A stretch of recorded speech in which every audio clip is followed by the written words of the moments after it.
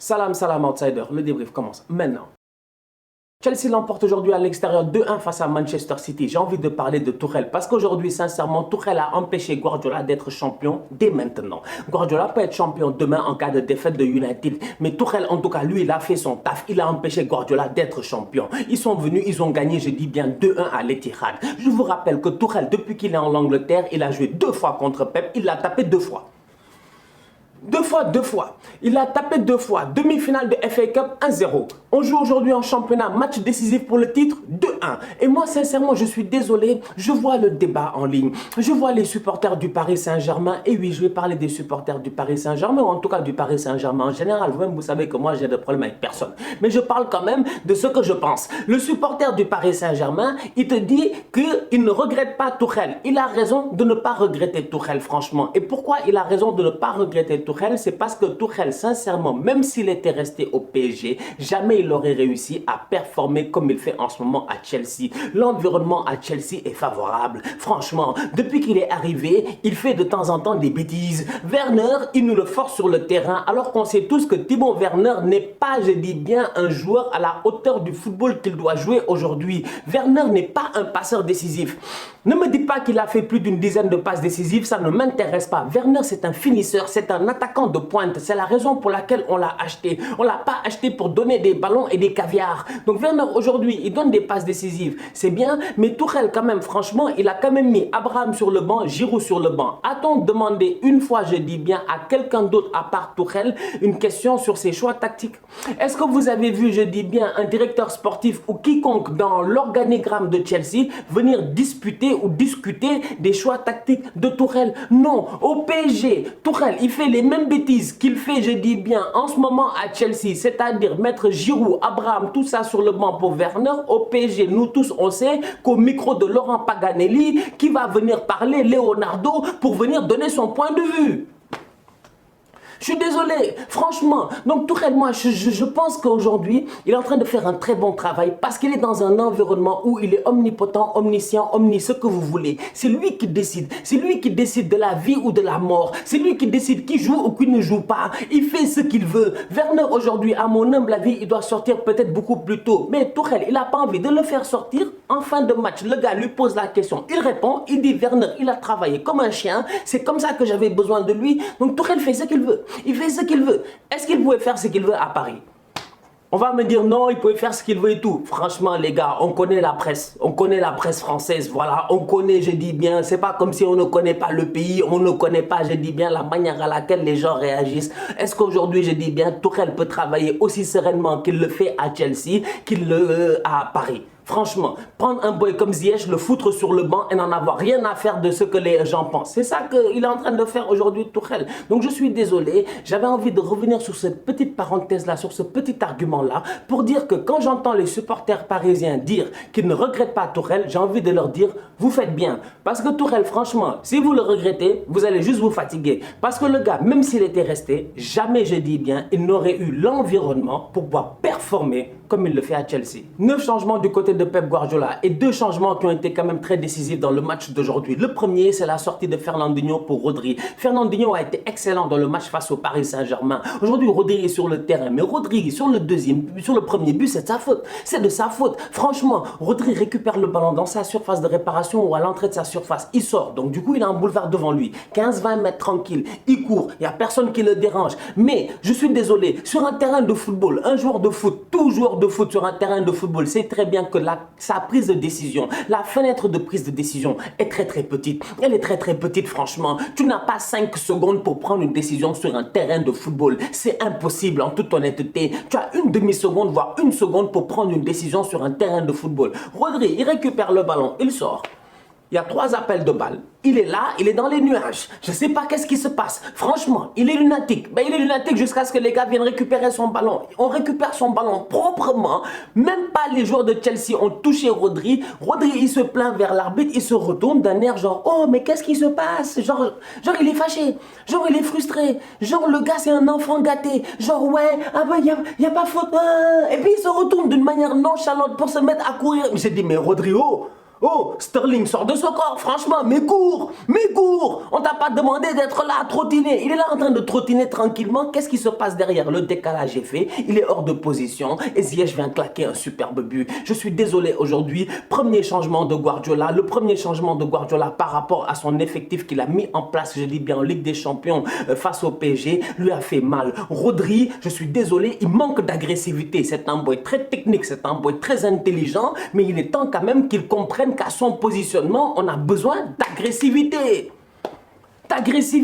Franchement, faut qu'il soit agressif quand même sur le porteur du ballon, ou quand lui il porte le ballon, faut qu'il le sorte le plus rapidement possible. On n'a pas le temps de tergiverser, ça leur a coûté un but aujourd'hui. Je vous rappelle que dans 2 semaines et quelques, ils vont jouer une finale de Ligue des Champions face à cette équipe-là. Donc aujourd'hui, des gars comme Rodri, c'est des gars qui doivent se gérer. City a joué 2 fois face à Chelsea, Rodri était 2 fois sur le terrain, ils ont perdu 2 fois. Vous pensez que Rodri va commencer la finale de la Champions League? Mais Rodri, il a foiré aujourd'hui. Franchement, il a foiré aujourd'hui. Moi, je suis le papa de Rodri. Il rentre à la maison. Je lui dis, tu manges pas ce soir, mais dégage. Mais dégage, franchement. Mais c'était le match où il fallait prouver. Le match où il fallait faire une top performance pour convaincre ton coach. Tu ne l'as pas fait. Rodri, aujourd'hui, il a été mauvais. Le deuxième qui ne sait pas gérer, Benjamin Mendy. Mais Ben Mendy, franchement, lui, c'est un vacancier. Alors, Ben Mendy, j'ai toujours dit c'est un vacancier. Mais c'est un vacancier intermittent.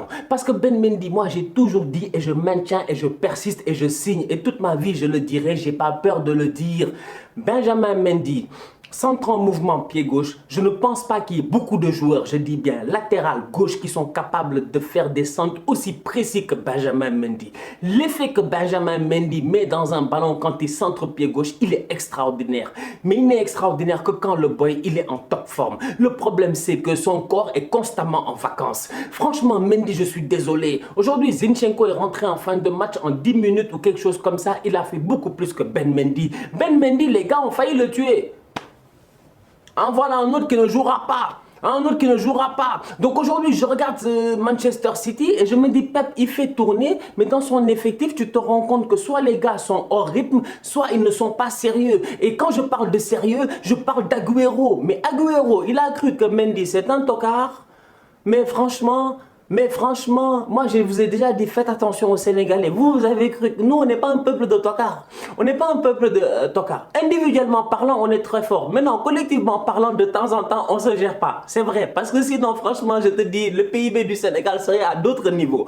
Collectivement parlant, on ne se gère pas peut-être. Mais individuellement parlant, mais on est très fort. Franchement, on est très fort. On a des top players. Mendy, c'est un top player. C'est un grand gardien de but. Comment il a vu Mendy comme ça, 2,50 m, il s'est dit, je vais faire une panenka devant Mendy.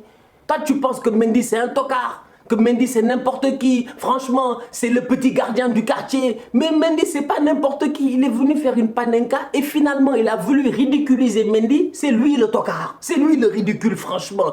C'était embarrassant. C'était gênant, franchement, ce qu'Agüero a fait. Parce qu'Agüero doit claquer un but, il ne le fait pas. Et là, je vais faire une autre parenthèse pour parler aux supporters du Barça. J'ai pas dit ici qu'Agüero ne doit pas aller au Barça. Les supporters du Barça m'ont dit, on préfère Agüero à Bryce West, etc. sur le banc et tout. Agüero, je vous ai dit qu'il n'a plus envie de jouer au football. Agüero, c'est un gars de jeux vidéo. Il est assis, je dis bien, sur sa chaise, dans sa chambre, à jouer à Twitch ou je sais pas quoi. Agüero n'a pas votre temps. Agüero, vous allez le payer, il ne va pas jouer au football. C'est moi qui vous le dis. Mais comment tu peux, pour un match comme ce match-là, pour le titre, tu es meilleur buteur de l'histoire du club, légende que tu es, boule le ballon, il fait panenka. Et vous allez recruter ce boy-là pour lui payer un salaire de 10 millions, 8 millions, je sais pas quoi. Mais c'est qu'au Barça, il y a des choses, moi, des fois, ça me rend fou. Mais vous faites exprès au Barça. Franchement, même si ils veulent plus d'Agüero, Pep lui-même, il sait qu'en mettant Agüero aujourd'hui, il a fait une erreur finalement. Donc on va être très sérieux en toute honnêteté. Au niveau de Manchester City aujourd'hui, certes Chelsea a gagné, mais il y a eu pas mal, je dis bien, de choses qui se sont mal passées. Rodri n'a pas été bon, Benjamin Mendy a été cataclysmique et Agüero, il ne s'est pas géré, il n'a respecté personne. Très bon match de la part de Ziyech, il a été excellent. Il a été excellent. Moi je le dis et je répète encore une fois, Ziyech c'est un top player, c'est un excellent player. Mais je l'ai toujours dit, Ziyech, c'est un meneur de jeu latéral. Un meneur de jeu latéral, c'est un boy, je dis bien, qui est capable de mener le jeu, mais sur le côté. Ziyech, c'est un meneur de jeu inversé. Il est sur le côté, il rentre vers l'intérieur. Donc Ziyech, si tu ne le mets pas dans le bon dispositif tactique, tu ne peux pas aller chercher le meilleur de lui. Aujourd'hui, Ziyech, il a réussi, je dis bien, à planer dans ce match-là, à bien jouer. Parce que, offensivement parlant, il n'avait pas de Mason Mount ou de Kai Havertz, je dis bien, dans ses pieds. Il avait 2 flèches devant lui et ça, c'était parfait. C'était Werner et c'était Pulisic. Mais au-delà de cela, en face, au niveau de Manchester City, le milieu était déséquilibré. C'était du n'importe quoi. Il y avait Cancelo là-bas, il y avait Rodri là-bas, il y avait Ben Mendy là-bas. C'était du n'importe quoi, franchement. C'est-à-dire que tu mets un vrai milieu de terrain, peut-être que Ziyech, tu lui compliques plus la tâche. Donc aujourd'hui, franchement, Ziyech, c'était son match. Il a bien performé, il est récompensé d'un but et ma foi, un superbe but. Le contrôle est magnifique, la frappe, j'en parle même pas. Top performance de sa part. J'espère que le petit va monter en gamme et qu'il va réussir à convaincre Tuchel. Parce que, je vous le dis, Tuchel, la liberté qu'il a en ce moment à Chelsea, il n'y a pas un club, je dis bien, en France qui aurait pu être capable de lui donner ça. Tuchel, il fait ce qu'il veut. Là, Ziyech, il a joué, il a marqué, non? S'il veut, Tuchel, jusqu'à la fin de la saison, Ziyech est sur le banc. Qu'est-ce que les supporters de Chelsea vont dire? Absolument rien. Le gars, il gagne, qu'est-ce qu'on y peut? Franchement, Ziyech, c'est tout à son honneur. J'espère qu'il va rebondir le plus rapidement possible. Kevin De Bruyne, Gundogan, Phil Foden et Mahrez. Voilà 4 joueurs qui n'étaient pas là aujourd'hui. 4 joueurs qui auraient pu changer le cours de jeu de ce match-là. Voilà 4 joueurs, s'ils avaient commencé ce match-là, peut-être que le match ne se finit pas comme il s'est terminé. Cependant, on va être sérieux. Ça ne change en rien sur le fait que, comme j'ai eu à dire tout à l'heure, Tuchel, il a joué Guardiola 2 fois cette saison. Et il a battu Guardiola 2 fois cette saison. Et les 11 de Guardiola, 2 fois, je dis bien, ils étaient différents. Il a battu Guardiola avec Kevin De Bruyne. Il a battu Guardiola sans Kevin De Bruyne. La finale de la Ligue des Champions promet. C'est là où j'ai envie de dire à l'UEFA de se gérer. Parce que franchement, aujourd'hui, si tu siffles le penalty sur le premier penalty, tu dois siffler penalty sur le deuxième penalty. Ah ben, ou bien, si tu siffles penalty sur le premier penalty, sur le deuxième, tu siffles penalty. Parce que Zouma, il revient sur Sterling, je suis désolé. Si Sterling, non mais franchement, pour moi, il y a penalty. En fait, je ne sais pas comment l'expliquer. I guess c'est une question de feeling. Moi, je suis arbitre, je siffle péno. Moi, je suis arbitre, je siffle le péno. Et franchement, dans les 2-3 minutes qui suivent, qui marque, c'est Chelsea. Donc, ce qui veut dire que Chelsea, ils échappent sur un penalty, ils claquent un but. Il y a la même polémique en finale de Ligue des Champions. Je vous jure, on passe un été, mais pourri. Un été mais pourri. Tout l'été, on va nous fatiguer. Ouais, il y avait penalty, les gars n'ont pas sifflé. Donc, s'il vous plaît, l'UEFA, prenez en considération que des gars comme Sterling, là, ils sont capables de rentrer dans la surface, de créer le contact et d'amener un penalty. Et à mon humble avis, je pense franchement que Zouma, il l'a touché. J'aurais sifflé penalty. Ça ne change rien sur le fait que c'était un très bon match de football et qu'on a tous hâte de voir la finale de la Champions League. La famille, on se capte très bientôt pour un nouveau débrief. D'ici là, continuez à liker, on continue à partager, on s'abonne, on s'abonne, on s'abonne. On est ensemble, on reste en santé. Tous outsiders.